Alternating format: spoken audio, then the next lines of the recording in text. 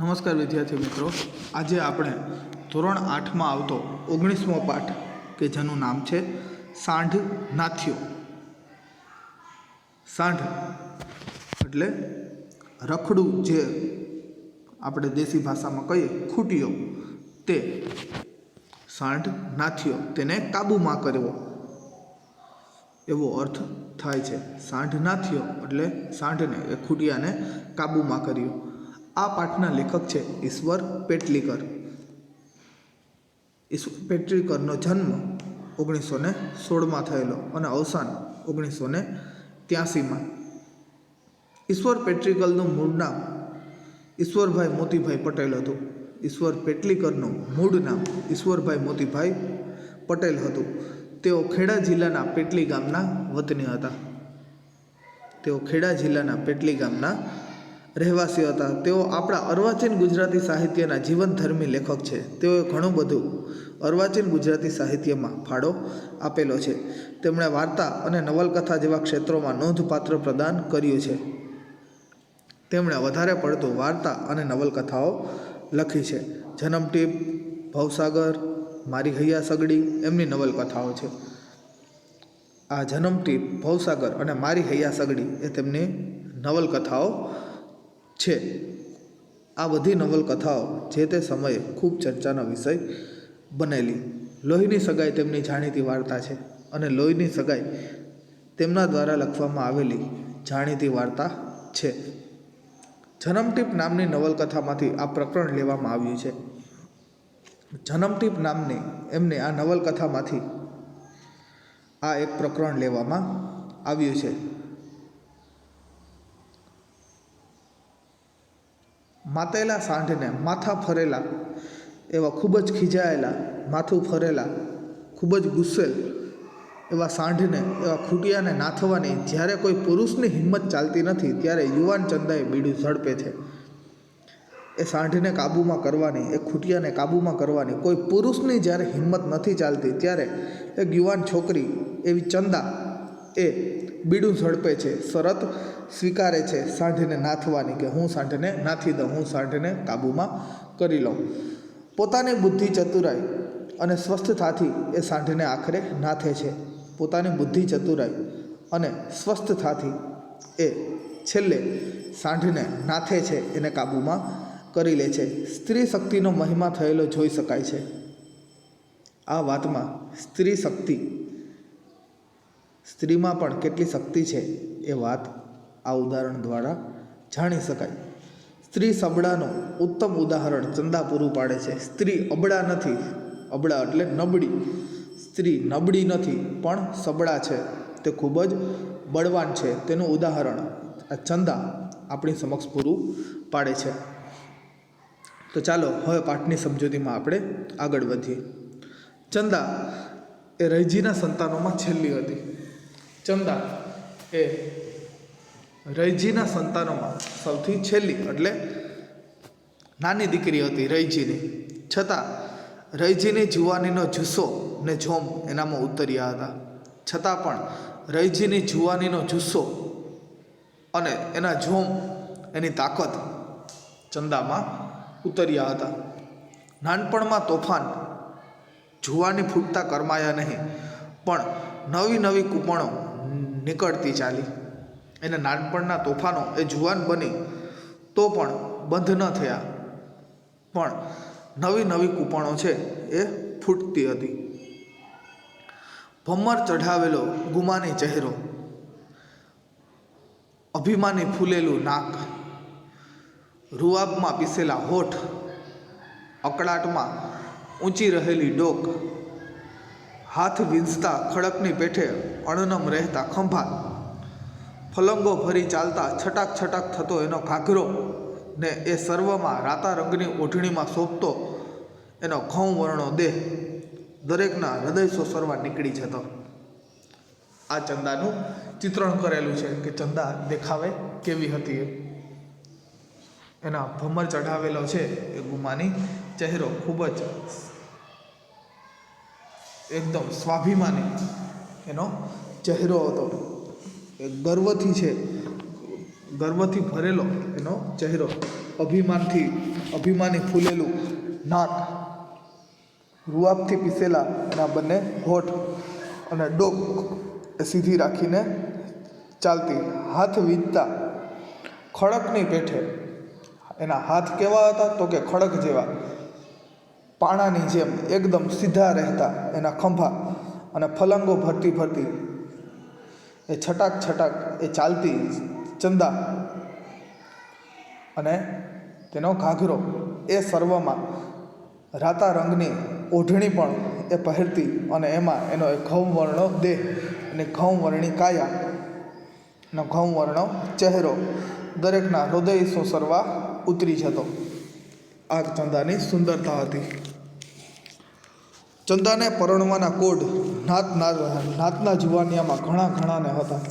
ચંદા સાથે પરણવાની ઘણા જુવાનિયાઓની એની નાતમાં ઈચ્છાઓ હતી, પણ એક વિચિત્ર અને માન્યામાં ના આવે એવો પ્રસંગ બની ગયો. પણ એક વિચિત્ર અને કોઈના માન્યામાં ના આવે એવો પ્રસંગ છે એ ગામમાં બની ગયો.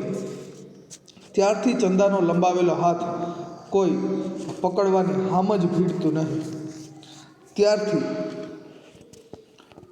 ચંદા પરણવા માટે તૈયાર થઈ, પણ કોઈ ચંદાને પરણવા માટે છે તૈયાર થયું નહીં.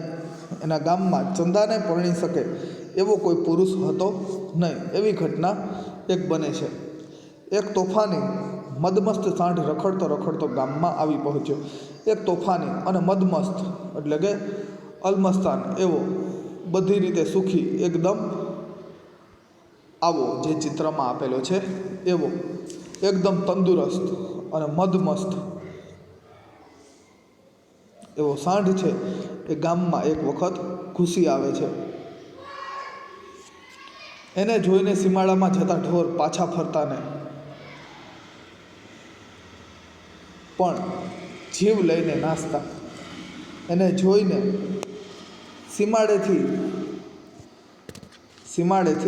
જાતા બધા ઢોર છે એ પાછા ફરતા નહીં, પણ પોતાનો જીવ લઈ અને દોડીને ભાગતા. એ સાંઢથી બધા ઢોર એવા બીતા, અને એ સાંઢ બીજા ઢોરને ખૂબ જ મારતો.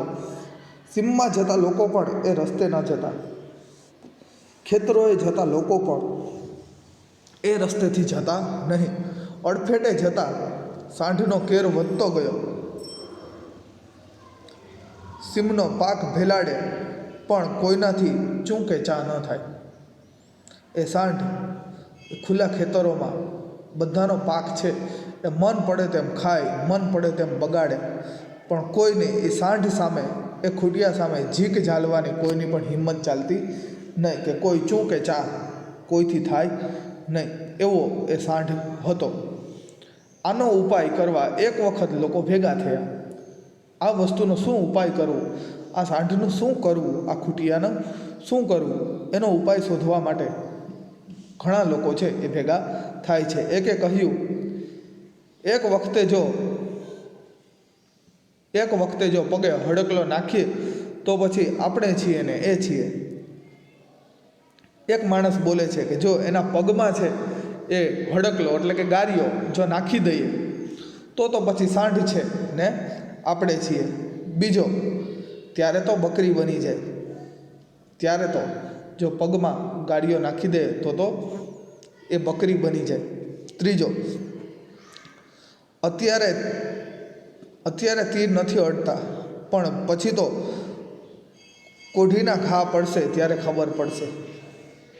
અત્યારે તીર નથી અડતા, અત્યારે તો આપણે એ સાંઢને પકડી શકતા નથી, પણ જો એ પકડાઈ જાય તો પછી કોઢીના ઘા કેવા પડશે એ સાંઢને ત્યારે ખબર પડશે. ખૂણામાં બેઠેલો એક જણ આનંદમાં આવી ગયો. સરસ ઉજાણી થાય તો સરસ ઉજવણી પણ કરીએ. બીજા એક બે ટેકો આપ્યો. આટલું દુઃખ ભોગવ્યા પછી ઓછા આપણે છોડવાના છીએ. આટલું દુઃખ ભોગવ્યા પછી, આટલી હેરાનગતિ પછી આપણે થોડાય સાંઢને મૂકવાના છીએ, થોડાય ખૂટિયાને મૂકવાના છીએ, મારશું તો ખરી જ. એ વાતને વધતી અટકાવી અત્યાર સુધી કંઈ બોલ્યા વિના સાંભળતા એકે કહ્યું, પણ ડહકલો નાખવા કોણ જશે? એ વાત આગળ ચાલતી જ હતી, પણ એનું કંઈ પરિણામ આવતું નહોતું. એટલે એક વ્યક્તિ છે એ બધામાંથી બોલે છે કે આ બધી વાત સાચી, પણ એને ગાડીઓ નાખવા કોણ જશે? ગાડીઓ નાખીએ તો પછી આપણે છીએ રહીએ છીએ, પણ એને ગાડીઓ નાખવા કોણ જાય? બધા એકબીજા સામે તાકી રહ્યા, કારણ કે એ સાંઢ પાસે જઈ ખૂટિયાને પગમાં ગાડીઓ નાખવાને કે એને ડોકમાં ગાડીઓ નાખવાની કે એના શિંગડામાં ગાડીઓ નાખવાની કોઈની હિંમત હતી નહીં. બધા ખાલી એમને હવામાં જ વાતો કરતા હતા. એટલે બધા ચૂપ થઈ જાય છે. દૂર રહી વાત સાંભળતી ચંદા નિશાળમાં ભણતી ત્યારે તેને માસ્તરે કહેલી વાત સાંભળી આવી. દૂર ઊભી બધાની આ વાત સાંભળતી ચંદાને એ જ્યારે નિશાળમાં ભણતી ત્યારે એના માસ્તરે એના સાહેબે કીધેલી એક વાત છે એને સાંભળી આવી એટલે યાદ આવે છે. તે બોલી, તમારા જેવા ઉંદરો એક વખત ભેગા થયા હતા બિલાડીના દુઃખનો ઉપાય કરવા. એ આ બધા યુવાનિયાઓને ઉદ્દેશીને ચંદા કહે છે કે તમારા જેવા બધા ઉંદરો જેમ તમે અત્યારે ભેગા થયા છો એમ એક વખત ઘણા બધા ઉંદરો પણ છે એ ભેગા થયા હતા. શું કામ? તો કે બિલાડીના દુઃખનો ઉપાય કરવા. બિલાડી એને ખૂબ ત્રાસ દેતી હતી, એટલે બિલાડીના ત્રાસથી બધા ઉંદરો ભેગા થયા હતા કે બિલાડીના દુઃખને કેમ દૂર કરવું. એક ડાહ્યા ઉંદરે રસ્તો કાઢ્યો કે બિલાડીના કોટે ઘંટ બાંધ્યો હોય તો તે આવી પહોંચે એની ખબર પડે અને બધા દરમાં સંતાઈ જાય. એક ડાહ્યા ઉંદરે કીધું કે બિલાડીની ડોકમાં અને કોટે જો આપણે ઘંટડી બાંધી દીધી હોય તો એ આવે, એટલે ઘંટડીનો જે ટીંગ ટીંગ અવાજ થાય એનાથી આપણે બધા એને ખબર પડી જાય કે બિલાડી આવી રહી છે અને આપણે બધા દરમાં સંતાઈ જાય. એ વાત વધાવી લેતા બધા ઉંદરો એક સાથે બોલી ઉઠ્યા, હા હા, એ સારો ઘાટ છે, આ સારો ઉપાય છે. આ વાતને વધાવી લેતા બધા ઉંદરોને આ વાત ગમી, એટલે બધા એકદમ ખુશ થયા અને કહે છે હા આ સારો ઉપાય છે. પણ બિલાડીને ઘંટ બાંધવા કોણ જાય? પણ બિલાડીના ગળામાં બિલાડીની ડોકે ટંકોરી આ ઘંટ બાંધવા કોણ જાય? તેમ આ સાંઢને અહીં હડકલો નાખવા કોણ જાય? તો તેવી રીતે એ ઉંદરોની જેમ તમે પણ ખાલી ખોટી એમને વાતો જ કરો છો, તમારાથી કંઈ થશે નહીં. તો એ ઉંદરો ખાલી એમને હવામાં ખાલી વાતો જ કરતા હતા, પણ કોઈની હિંમત ચાલી નહીં બિલાડીના ગળામાં ઘંટડી બાંધવાની. એની જેમ તમે પણ ખાલી મોટી મોટી વાતો કરો છો, પણ એ સાંઢને એ ખૂટિયાના ડહકલો નાખવો, ગાડીઓ નાખવા જાશે કોણ? તો તમારું કામ પણ ઉંદરો જેવું છે. એ પૂંછડા વગરના એ પૂંછડાવાળા ઉંદર ને તમે પૂંછડા અને તમે વગર પૂંછડાના. એ બધા ઉંદરો પૂંછડાવાળા હતા અને તમે બધા વગર પૂંછડાના છો. કટાક્ષ કરીને ચંદાએ બધાને હાંસી કરતા હાસ્ય કર્યું. એ બધાની ઉપર હસતા ચંદા છે આટલું બોલી કે એ બધા ઉંદરો પૂંછડાવાળા હતા અને તમે બધા પૂંછડા વગરના છો. આટલું બોલી અને ચંદા છે એ એના ઉપર હસી પડી. મરવું હોય તે જાય, એકે શરમાતા શરમાતા કહ્યું. એક જુવાન એક છોકરો બોલે છે, એક વ્યક્તિ બોલે છે કે ત્યાં તો ગાડીઓ નાખવા તો કોણ જાય? મરવું હોય એ જાય. બીજો બોલ્યો, જાનવરની જાત એનો શો ભરોસો? બીજો બોલ્યો. બીજો વ્યક્તિ કહે છે કે તો જાનવરની જાત એનો શું ભરોસો? મારી પણ નાખે. મને તમારી દયા આવે છે, નહીં તો હું હમણાં હડકલો નાખી દઉં. ચંદા છેવટે બોલી. આ બધા આવી વાતો કરતા એટલે ચંદા બોલે છે કે મને તમારી દયા આવે છે, નહીં તો હું હમણાં હડકલો નાખી દઉં. ચંદા બોલી. અમારી દયા? બધા એક સામતા બોલી ઉઠ્યા. બધા એક સાથે બોલે છે કે અમારી દયા? અમારી કેવાની દયા? અમારી ઉપર તું શેની દયા ખા છે? તમારી નહીં, પણ તમારી આ મૂછોની.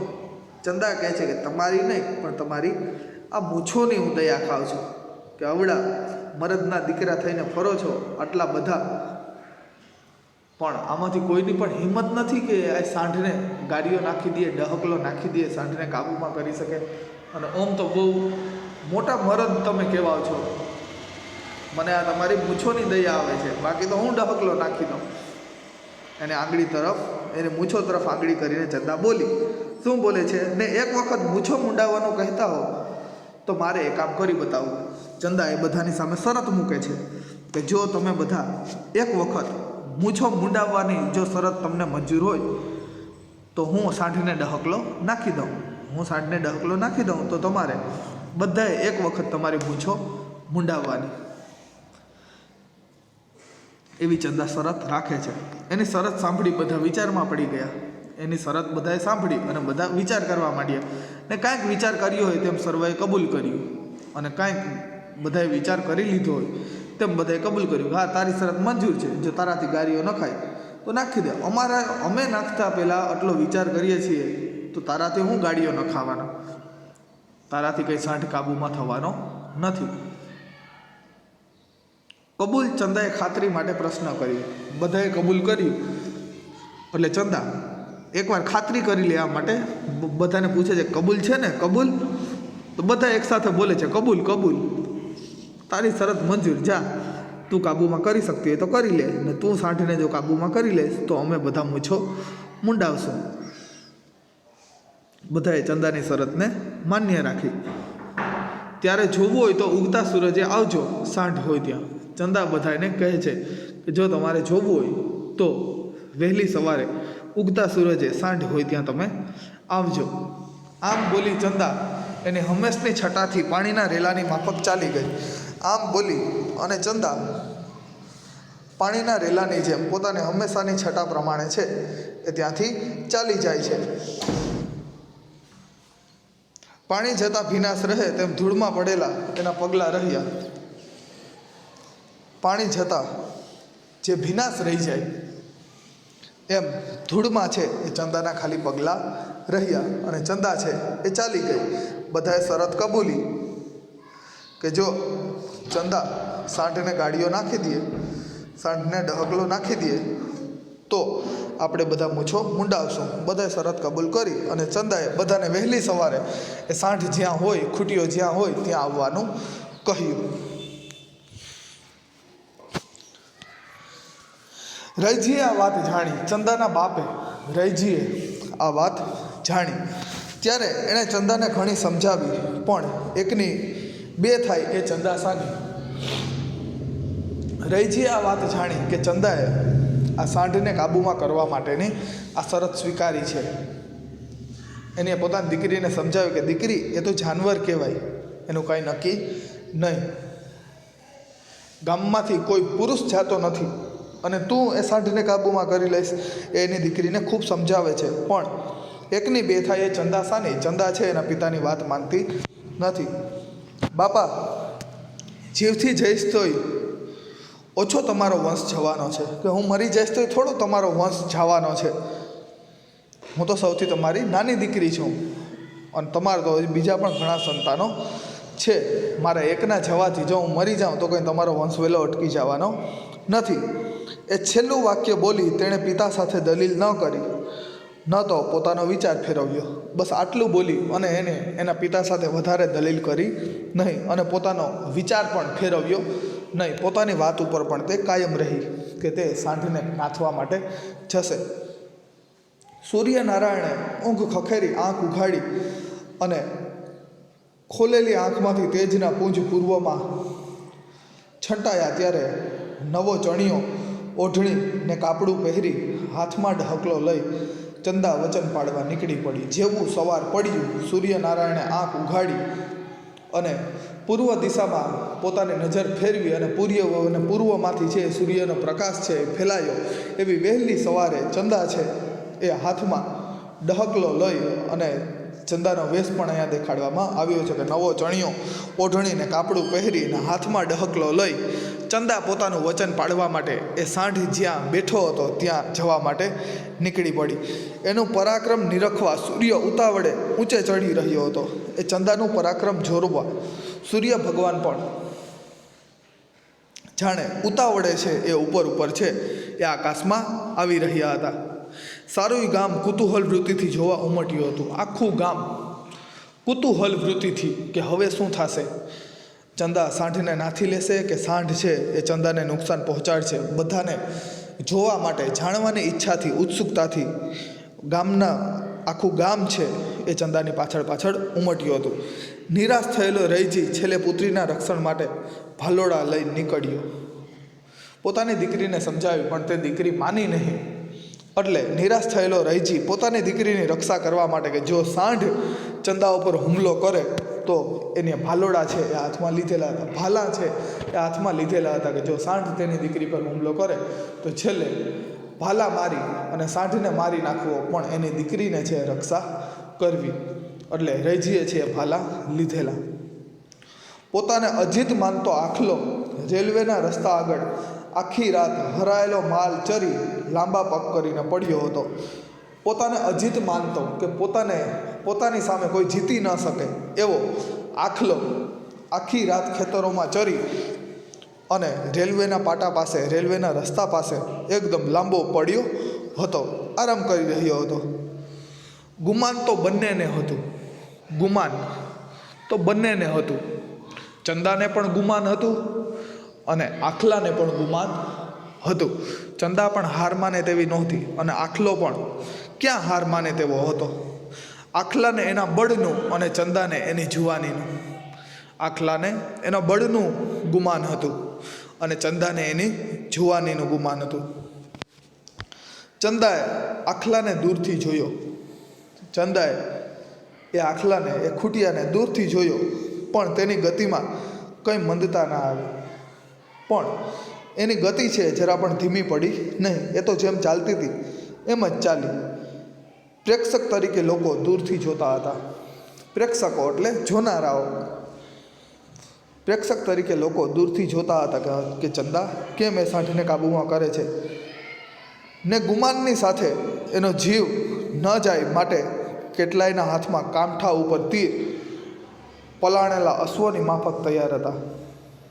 અને સાંઢ છે એ ચંદા ઉપર હુમલો કરે અને ચંદાને એ કંઈ નુકસાન ન પહોંચાડે એ માટે ઘણાયના હાથમાં તીર અને કામઠા પણ હતા કે જો સાંઢ ચંદા પર હુમલો કરે તો આગળથી જ એ દૂરથી જ સાંઢ ઉપર છે તીરનો વરસાદ કરી દેવો, પણ ચંદાને નુકસાન પહોંચાડવા દેવું નહીં.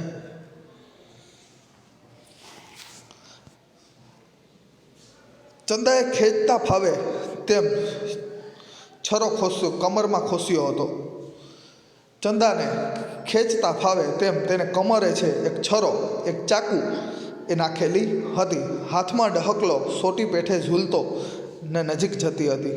હાથમાં છે એ ડહકલો હતો, ગારિયો હતો, જાડા નાડાનો ગારિયો કરેલો હતો એ હતો અને એ ઝુલાવતી ઝુલાવતી એ સાંઢની વધુ નજીકને નજીક જતી હતી. બળના અભિમાનમાં મસ્ત વૃષભરાજ દ્રષ્ટિ ઊંચી કરી ચંદાને આવતી જોઈ રહ્યો. બળના અભિમાનમાં મસ્ત એ વૃષભરાજ, એ ખૂટ્યો, એ આખલો પોતાની નજર ઊંચી કરી અને ચંદાને પોતાની નજીક આવતી જોઈ રહ્યો હતો. પુરુષને આંજતી અણિયારી આંખે એ અંજાયો હોય તેમ પડ્યો તાકી રહ્યો. જેમ ચંદાની સાથે લગ્ન કરવા માટે ગામના જુવાનિયાઓ કોડ સેવી રહ્યા હતા, ચંદાને પરણવા માટે ઘણા યુવાનિયાઓ છે એ સપના જોઈ રહ્યા હતા, એમ આ પુરુષોને આંજતી આ ચંદાનું રૂપ જાણે આ આખલાને પણ ગમી ગયું હોય તેમ એ ચંદા સામે તાકી રહ્યો હતો, એમ એ ચંદા સામે જોઈ રહ્યો હતો. ચંદાએ એની આંખમાં આંખ પરોવી ત્રાટક રચ્યું. ચંદાએ પણ એની આંખમાં આંખ પરોવી. દૂરથી જ મનુષ્ય કે પશુને જોઈ પાછળ પડતો આખલો હજી ઊંચી ડોક કરી એના ભણી તાકી રહ્યો હતો. દૂરથી જ મનુષ્ય કે પશુને જોઈ અને એની પાછળ દોડતો એ આખલો હજી પણ ઊંચી ડોક કરીને ચંદાની સામે જોઈ રહ્યો હતો. એ ઊભો પણ થયો નહીં. એને સ્ત્રી ક્ષુલ્લક લાગતી હતી, એના સૌંદર્યથી અજાઈ ગયો હતો. તેને સ્ત્રી છે એ તો સાવ નબળી લાગતી હતી આખલાને, કે મારામાં બળ છે એટલું બળ આ સ્ત્રીમાં ક્યાંથી હોય. એ આખલાને પોતાના બળનું અભિમાન હતું કે આ સ્ત્રી મને કંઈ નુકસાન પહોંચાડી શકશે નહીં. સ્ત્રી તો એના માટે સાવ ક્ષુલ્લક હતી, એના માટે સાવ નબળી હતી, પણ આ ચંદાની સુંદરતાથી એ અંજાઈ ગયો હતો. ગમે તેમ પણ આજે તેની પ્રકૃતિમાં પરિવર્તન થયું હતું. ગમે તેમ પણ આજે આ આખલો કંઈ નહોતો કરતો તો એની પ્રકૃતિમાં, એના સ્વભાવમાં કાંઈક તો પરિવર્તન આવ્યું હતું. શું એને ચંદા નબળી લાગતી હતી કે ચંદાના રૂપથી અંજાઈ ગયો હતો? પણ કાંઈક તો થયું હતું કે આજે દૂરથી જ માણસ કે જાનવરને જોઈને એના પર હુમલો કરતો આખલો આજે ઊભો પણ થયો નહીં. આજે એના સ્વભાવમાં કાંઈક તો પરિવર્તન આવ્યું હતું. એક રાસવા છેટું રહ્યું ને ત્વરિત પગલાં ઉપાડતી ચંદાના પગ થંભી ગયા. એક રાસવા જેટલું, બસ જરાક જ દૂર રહ્યું હતું ત્યાં ચંદા છે એ પગ ઉપાડતી ઊભી રહી જાય છે, એ ત્યાં થોભી જાય છે. બ્રેક વાગતા મોટર થંભે તેમ બ્રેક લાગે અને મોટર જેમ ઊભી રહી જાય તેમ ચંદા ત્યાં ઊભી રહી ગઈ. દૂરથી જોતા લોકોના ટોળામાં ગણગણાટ થઈ રહ્યો. દૂરથી જોતા લોકોના ટોળામાં છે એ ગણગણાટ થઈ રહ્યો હતો. આખરે બી ગઈ. બધા લોકો છે એ વાતો કરે છે કે ચંદા આખરે બી ગઈ.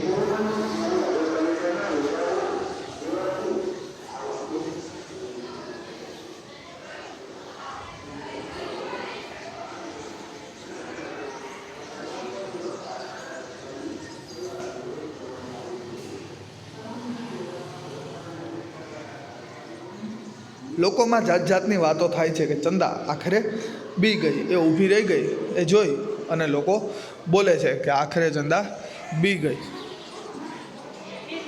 એ તો મોંએ બોલે એટલું જ. લોકો વાતો કરે છે કે એ તો ખાલી મોઢે બોલે એટલું જ. ચંદા તો ખાલી પોતાના મોઢેથી ખાલી મોટી મોટી વાતો જ કરે છે. બધા હતા એટલે ગુમાનમાં ત્યાં સુધી ગઈ. બધા લોકો હતા એટલે અભિમાનમાં ગુમાનમાં આવડી મોટી મોટી એની વાતો કરી દીધી હતી. પણ અત્યારે તો આખલા પાસે જઈને ઊભી ગઈ છે. એની વિકરાળ આંખ જોઈ ભલભલાના હાજા ગગડી જાય તો એનું શું ગજું? એ આખલાની એ વિકરાળ આંખ જોઈ અને ભલભલાના હાજા ગગડી જાય, ભલભલા બી જાય તો ચંદા શું છે? એ ચંદા આખલાથી બી ગઈ એવું લોકો જાત જાતની વાતો કરે છે. રૈજીનો જીવ પડીકે બંધાયો હતો. રૈજીનો જીવ છે એ અધર થઈ ગયો. એ પોતાની દીકરી રૈજીને પોતાની દીકરીની ખૂબ જ ચિંતા થતી હતી. જેમ અર્જુન લક્ષ્ય પક્ષીનું માથે લઈને દેખતો હતો તેમ એની નજર ચંદા અને આખલા સિવાય કશું જ દેખતી ન હતી. જેમ અર્જુનને છે ગુરુ દ્રોણાચાર્યએ કીધું કે પક્ષીની તારે આંખ વીંધવાની છે અને અર્જુનને પક્ષીની આંખ સિવાય પોતાના લક્ષ્ય સિવાય બીજું કંઈ દેખાતું નહોતું, તેમ રૈજીને પોતાની દીકરી ચંદા અને એ આખલા સિવાય બીજું કંઈ દેખાતું નહોતું.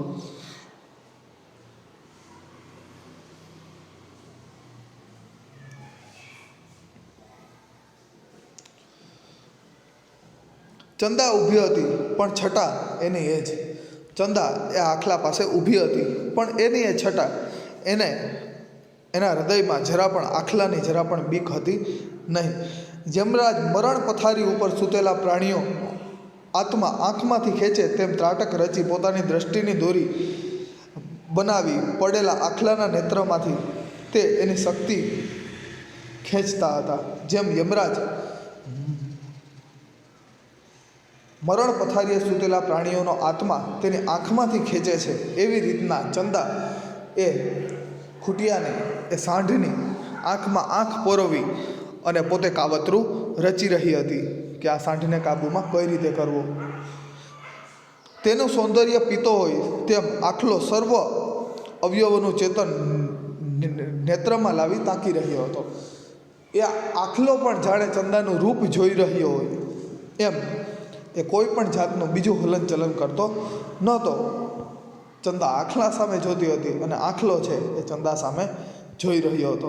સંપૂર્ણ શક્તિ ખેંચાઈ રહી માની ચંદાએ આગળ ડગ દીધું.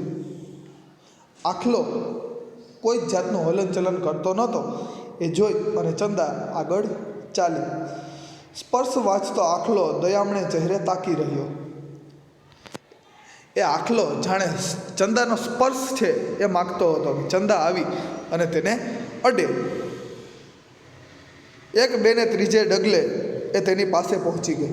પેલું બીજું અને ત્રીજે ડગલે તો ચંદા છે એ આખલાને પાસે પહોંચી ગઈ ને નીચે નમી એના ઉપર હાથ ફેરવવા લાગી અને નીચે નમી અને આખલાને ઉપર છે એ હાથ ફેરવવા લાગી છે. આ છલાંગ મારી હમણાં ઉઠ્યો એમ માનતા દરેકના હૈયા ઘડીભર થંભી ગયા. આ છલાંગ મારશે હમણાં આખલો અને હમણાં ઉઠશે ને હમણાં ચંદાની પાછળ દોડશે એમ માનતા બધાયના હૈયા છે ઘડીભર માટે થંભી જાય છે. કારણ કે એમણે જે વિચાર્યું હતું એવું કાંઈ થયું નહીં. આખલો ચંદાના કાબૂમાં આવી ગયો. અશક્ય માનેલા દ્રશ્યને શક્ય જોતા આંખ ઉપર હાથ ફેરવી જોયો ને આંખનું સદાય રક્ષણ કરતી પાપડો હાલી ઉઠી. અશક્ય લાગતું એવું દ્રશ્ય બધાએ જોયું એટલે પોતાની આંખો પણ ભૂસી કે પોતે કદાચ કોઈ સપનું તો નથી જોઈ રહ્યા ને, પણ એ આંખોની પાપણ ખુલી તો એ દ્રશ્ય તેની નજર સામે જે ઘટતું હતું એ આખું સાચું જ હતું. એ છતાં પણ લોકોને આ દ્રશ્ય પર વિશ્વાસ આવતો નહોતો.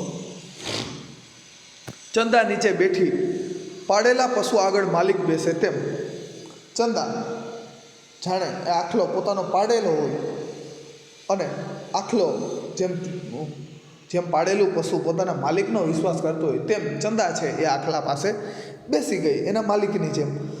અને એટલી જ હિંમતથી તેના કપાળમાં આંખ ઉપર હાથ ફેરવી તેની સાથે ગેલ કરવા લાગી.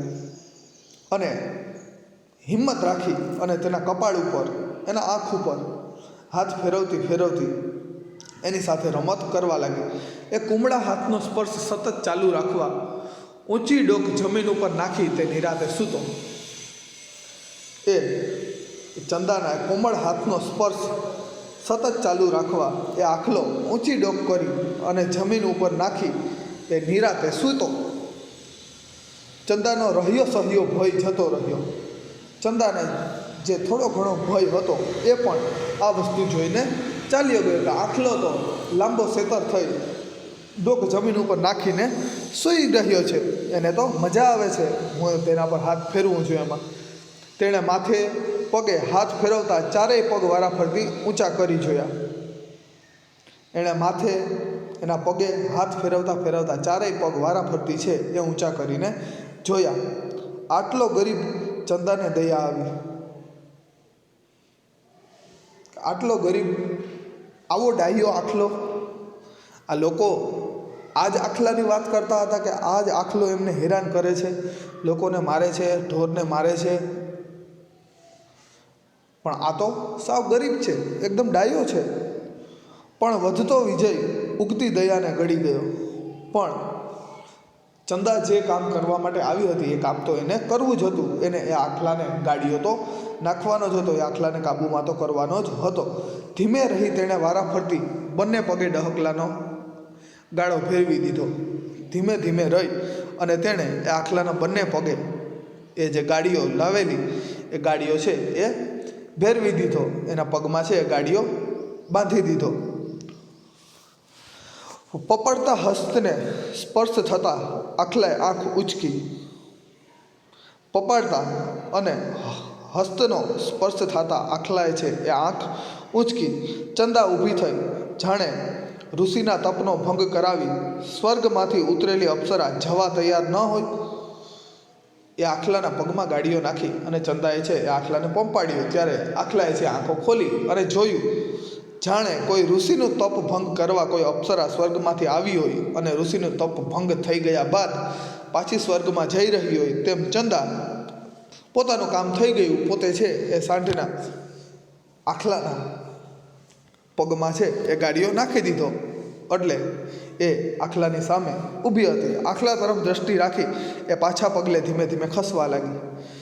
એ આખલા સામે જોતી પાછલા પગે એ પાછળની દિશામાં જવા લાગી. આખલાથી દૂર જતી ચંદાને નિખારવા આખલો ઊંચો થવા લાગ્યો. એ દૂર થતી ચંદાને જોવા માટે આખલો ઊંચો થવા ગયો. ત્યારે તેણે પગના બંધન અનુભવ્યા. ત્યારે તેને ખબર પડી કે પોતાના પગ તો બંધાઈ ગયા છે. પણ બંધનમાં પડ્યા પછીનું વીરત્વ શા કામનું? પણ હવે તેના પગ બંધાઈ ગયા હતા એટલે તેનાથી કંઈ થઈ શકે એમ નહોતું. પોતાનામાં ભલે ગમે તેટલી તાકાત હતી પણ એ આખલો આ પગમાં બંધાયેલા નાળા તો તોડી શકે એમ હતો નહીં. એટલે બંધનમાં આવ્યા પછીનું વીરત્વ શા કામનું? પાંજરામાં સિંહ તાડુકે તેમ એ બરાડ્યો. જેમ સિંહ પાંજરામાં પૂરાયેલો અને ગર્જના કરતો હોય એ સિંહથી કોણ બીવે? પાંજરામાં પૂરાયેલા સિંહથી. એમ આ ગાડીઓ નખાઈ ગયેલા આખલાથી હવે કોઈ બી શકે એમ નહોતું. જો આખલો ખુલ્લો હતો તો બધાને બીક હતી કે કોઈની ઉપર પણ હુમલો કરી શકે, પણ હવે તો જેમ પાંજરામાં સિંહ પૂરાયો હોય અને ગામના લોકો ટોળે વળીને તેને જોતા હોય. શું કામ? તો કે એને ખબર હોય કે સિંહ છે પાંજરામાંથી તો નીકળી શકવાનો નથી, એટલે સિંહથી કોઈને કંઈ ભય ન હોય. એકદમ લોકો બાજુમાં જઈને પણ જોતા હોય. એવી રીતના આખલો પણ હવે આખલા પ્રત્યે પણ જેના હૃદયમાં ડર હતો એ બધાનો ડર છે એ બેસી ગયો હતો. એટલે આખલો પણ હવે બંધાઈ ગયો હતો, એ પણ હવે કાબૂમાં આવી ગયો હતો. આખલાથી પણ હવે કંઈ થઈ શકે એમ નહોતું. એટલે એ પિંજરામાં પૂરાયેલા સિંહની જેમ બરાડ્યો, ઊધમાં મારી એ બેઠો થયો. એ ધમ પછાડા કરી અને બેઠો થયો, પણ દોડવા જતાં એના પગ સામસામે ખેંચાયા એટલે તેણે બીજો બરાડો નાખ્યો. પણ એ જેવો દોડવા ગયો એટલે એના પગ છે એ સામસામાં ખેંચાણા, એટલે એને બીજો બરાડો નાખ્યો, એને બીજી રાડ નાખી. અડધે આવેલી ચંદાએ એના તરફ દ્રષ્ટિ કરી વિજય હાસ્ય કરી. અડધે સુધી છે એ પહોંચી ગયેલી ચંદાએ એ આખલા સામે જોયું અને પોતે વિજય થઈ છે, પોતે જીતી ગઈ છે આખલા સામે એમ એને હસ્યું. છેતરાયેલો વૃષભરાજ શરમનો માર્યો નીચું જોઈ રહ્યો, અને છેતરાયેલો એ વૃષભરાજ એ આખલો જાણે શરમનો માર્યો નીચું જોઈ રહ્યો હતો. લોકોની નજીક આવતા ચંદાએ સત્તાવાહી સ્વરે હુકમ કર્યો. લોકોની નજીક જતાં ચંદાએ છે એ સત્તાવાહી સ્વરે પોતે જીતી છે એમ એકદમ ગર્વભર્યા અવાજે છે એ હુકમ કર્યો. કોઈએ એને મારવાનો નથી, કોઈએ એને મારવાનો નથી. તેનો હુકમ માથે ચડાવ્યો હોય તેમ મૌન છવાઈ રહ્યું.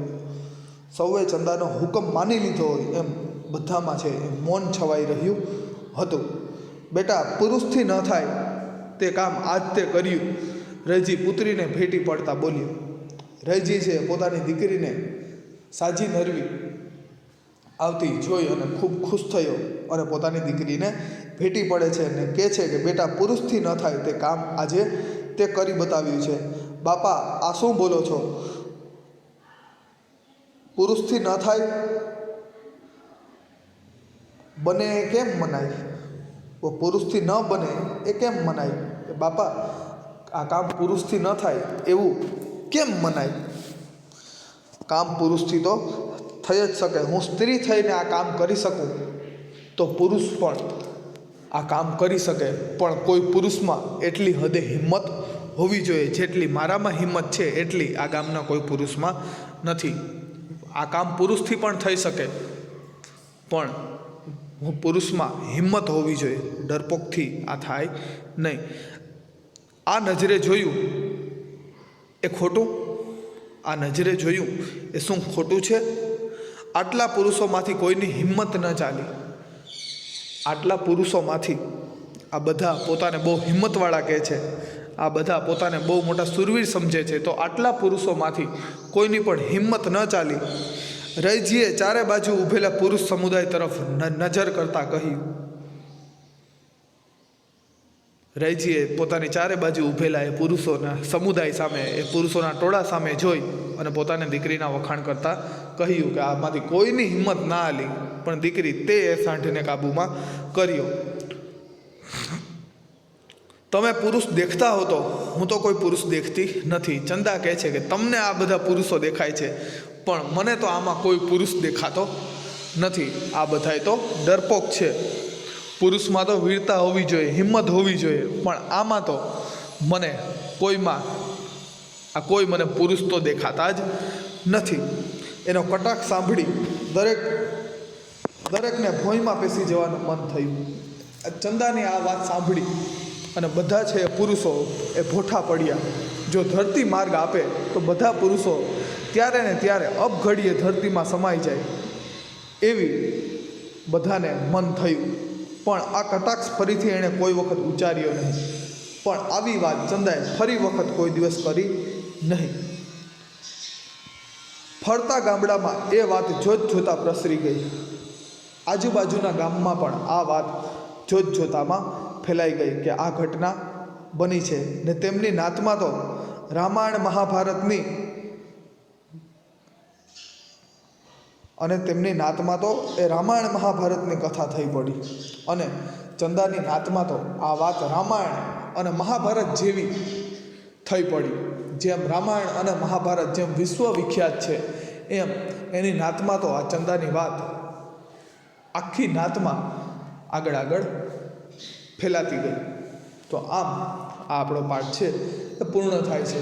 આમાં જ ચંદાની છે એ સુંદરતા, એની હિંમત અને એના સાહસની વાત કરવામાં આવી છે કે ગામમાં જ્યારે કોઈ પુરુષ છે એ સાંઢ સામું હાક ઝીલવા માટે તૈયાર થતો નથી, ત્યારે ચંદા છે એ હિંમતપૂર્વક એ સાંઢને પોતાના કાબૂમાં કરી લે છે. જે કામ કોઈ પુરુષ નથી કરી શક્યો તે કામ એ ગામમાં ચંદા કરીને બતાવે છે. તો અહીંયા સ્ત્રી શક્તિનું પણ ઉદાહરણ ઉત્તમ રીતે ચંદા આપણને પૂરું પાડે છે. તો અહીંયા આ આપણો પાઠ છે એ પૂર્ણ થાય છે. Thank you. અસ્તુ.